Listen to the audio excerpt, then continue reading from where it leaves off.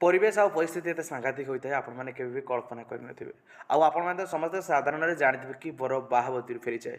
ଆଉ ଆଜିର ଅଧ୍ୟାୟରେ ମୋ ସିନ୍ଦୁର ଅଧିକାରରେ ସିନ୍ଦୁରର ଅଧିକାର କିଏ ପାଇବ? ମୁକ୍ତିର ଅତୀତ ପାଇଁ ଆଜି ଆଦି ଜୀବନରେ ଯେଉଁ ଝଡ଼ ଆସିବ, ଝଡ଼କୁ ସମ୍ଭାଳି ପାରିବ ତ ଆଦି? ଆଜିର ଅଧ୍ୟାୟରେ କ'ଣ ସବୁ ଘଟିବ ଷ୍ଟେପ୍ ବାଇ ଷ୍ଟେପ୍ ଡିଟେଲ୍ସରେ ମୁଁ ଆପଣମାନଙ୍କୁ କହିଦେବି। ଆଦି ବହୁତ ଖୁସି ଥିଲା ଆଉ ବାହାବେଦୀକୁ ଆସିଥିଲା। ପୁରା ଓଡ଼ିଆ ଘରର ରୀତିନୀତି ଅନୁସାରେ ବରଯାତ୍ରୀ ସହିତ ଡ୍ୟାନ୍ସ କରି ଡିଜେ ସହିତ ମୁକ୍ତିକୁ ବାହା ପାଇଁ ଆଦି ଆସୁଛି।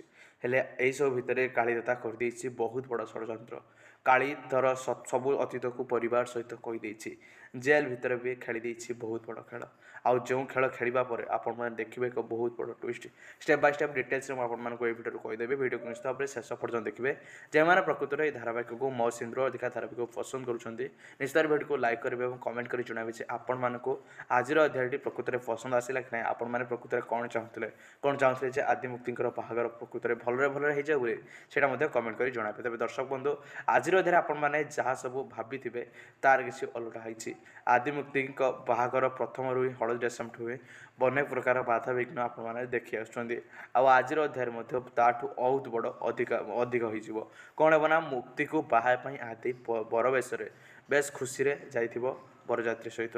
ମୁକ୍ତି ମଧ୍ୟ ବଧବେଶରେ ସଜାଇ ହୋଇଥିବ। ଆଉ ପରିବାର ଲୋକେ ତ ଏତେଟା ଜାଣିନାହାନ୍ତି ମୁକ୍ତିର ଅତୀତ ସମ୍ପର୍କରେ, କେବଳ ଆଦି ଜାଣିଛି ହେଲେ ପରିବାର ଲୋକ ଜାଣିନାହାନ୍ତି।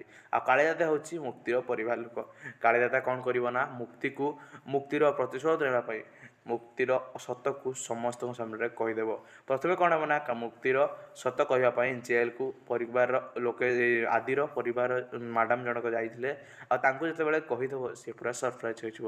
ଆଉ ତାପରେ ତାକୁ ଜେଲରୁ ବାହାର କରି ସେ ନେଇ ଆସିବ। ଆଉ ତାପରେ ଆସିବ ଅସଲ ଟ୍ୱିଷ୍ଟ। କ'ଣ ହେବ ଆପଣମାନେ ଧାରାବାହିକ ଦେଖିଲେ